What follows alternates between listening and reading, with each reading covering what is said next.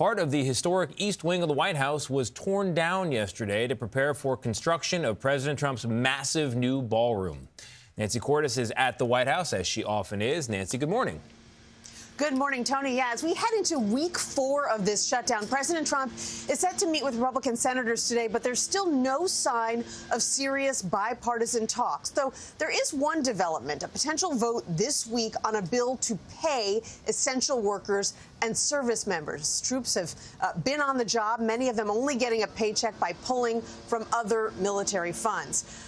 The shutdown, however, is not getting in the way of construction here at the White House for a 90,000 square foot ballroom that is being built with private funds. That partially demolished building you're looking at is actually the east wing of the White House, which started to come down yesterday. And that took a lot of people by surprise because back in July, President Trump said the ballroom, quote, won't interfere with the current building. He said it was going to be an entirely separate building.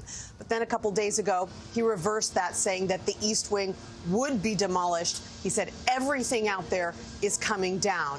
Mr. Trump says the East Wing, where the First Lady's office is located, is being fully modernized and will be more beautiful than ever when it is complete. But still no explanation from the White House, Tony, about why the plans changed. The president also spoke about the White House ballroom construction during his Oval Office event. At times, you could actually hear the construction happening in the background. And the cost is rising, up to $300 million. Weijia Jiang has the story. As construction crews continue to tear down the east wing of the White House. Nobody's actually seen anything quite like it. I think it'll be one of the great ballrooms anywhere in the world. President Trump showed off the plan. It's really an honor to add that great ballroom to the structures in Washington. It's going to be one of the great ballrooms of the world. And I think it's going to be something you're all going to be very proud of. The 90,000 square foot ballroom, once finished, will be nearly double the size of the main White House building. The demolition has taken many by surprise after Trump said this in July. It won't interfere with the current building. It'll be near it, but not touching it, and pays total respect to the existing building, which I'm the biggest fan of. It's my favorite. The First Lady's office has already been demolished. A family theater and a gift shop will also be flattened. In a new letter to the Trump administration, the National Trust for Historic Preservation wrote that the addition will overwhelm the White House itself and urged officials to pause the demolition until the plans have been reviewed by the National Capital Planning Commission, which approves plans for federal buildings.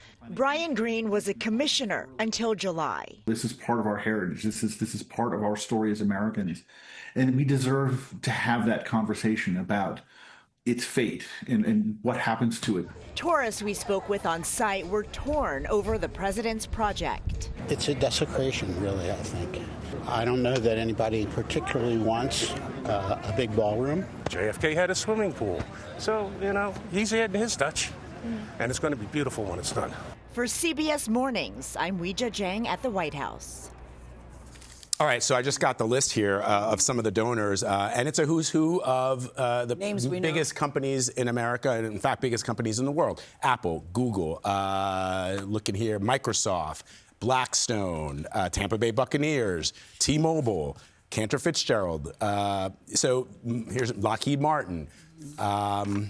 Palantir. These are just some of the biggest and most well-known companies in the world. Back in Washington, the East Wing of the White House, which stood since 1942, it's gone.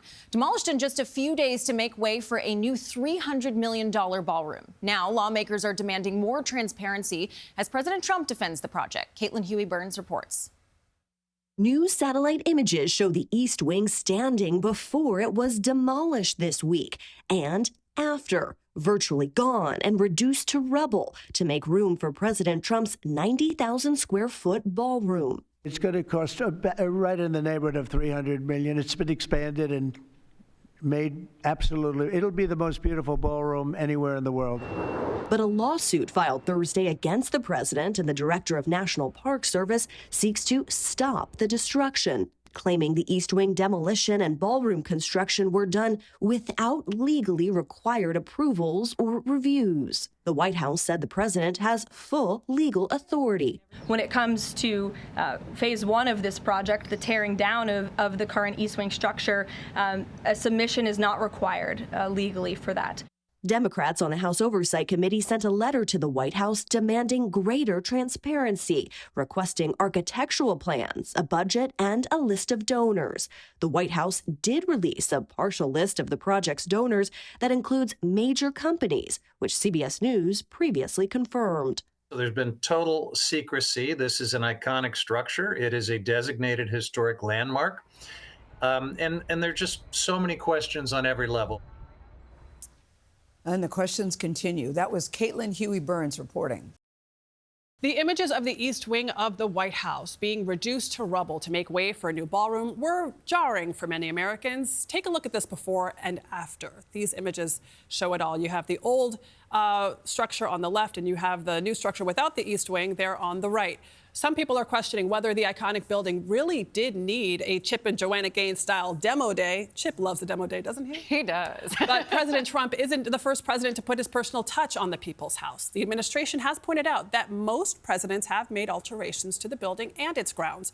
Some of the most noteworthy include Teddy Roosevelt's addition of the West Wing, which is now used by the president and the top staff.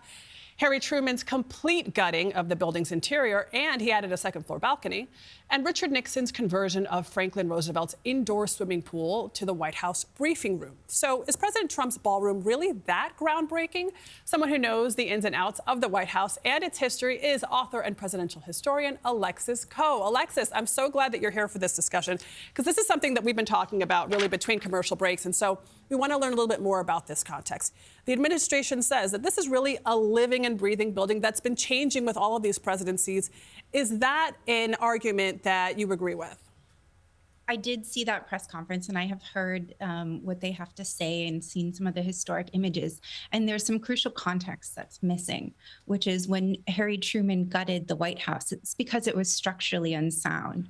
The joke was that it was still standing out of habit. His daughters had come down through the ceiling. Wow. So they're really voids. So a lot of the expansion that you're talking about was to make the residence function in a better way for the family, not for big dinners, balls, weddings almost. What we're seeing are small additions or real necessities.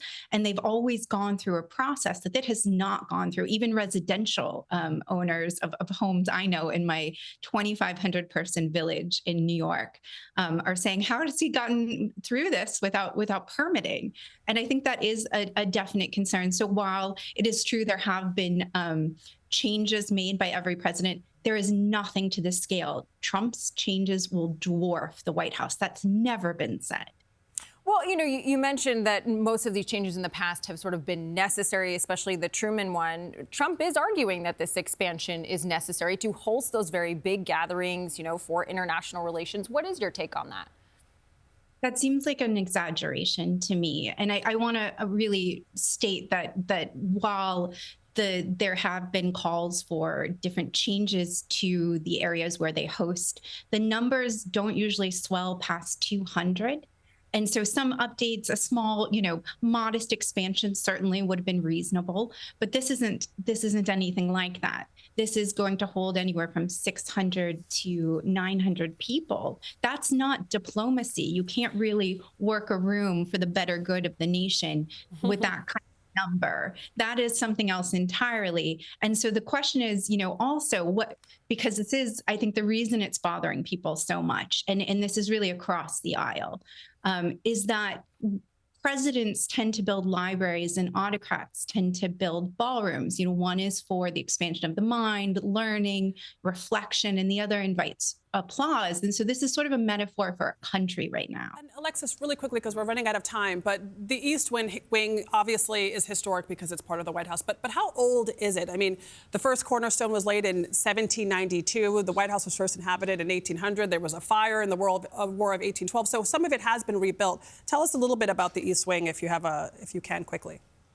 I'd love to give you a quick timeline because there is confusion around this. And it's one of my favorite subjects because it goes back to my book, which is about George Washington. He didn't live in the president's house. There were other locations, first New York, then Philadelphia. But he was well aware of what was being built and he was very excited.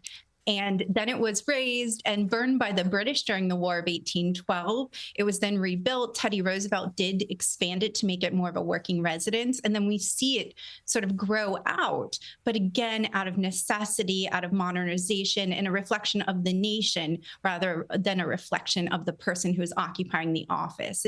The reason the Washington Monument is unlike any other, it's just an obelisk, there's no face, is because Washington, as the first president, set the precedent and also made it known that the president's a unifying figure. They're not a personalized figure. The nation would be going forward without them. Alexis Coe, thank you so much for the context and the details. More to come on that.